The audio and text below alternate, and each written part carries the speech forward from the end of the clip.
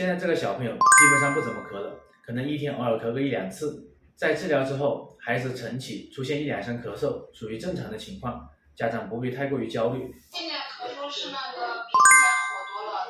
但之前就是每天早上起来他就咳，有时候早上起来他会咳一次，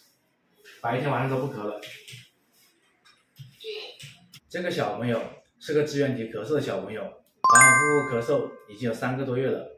在医院确诊为支原体感染，然后吃了阿奇、吃了费利可等等清热化痰止咳的药和抗生素，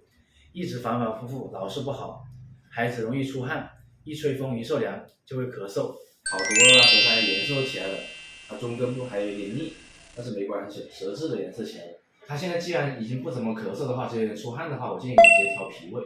把肠胃调好的话，他的汗自然而然会慢慢减少。现在他的舌苔对比之前已经好了很多了，舌苔中根部厚腻已经消失了，舌苔开始慢变红润，说明他体内的寒气已经在排出来了。接下来我要给这个小朋友调理脾胃，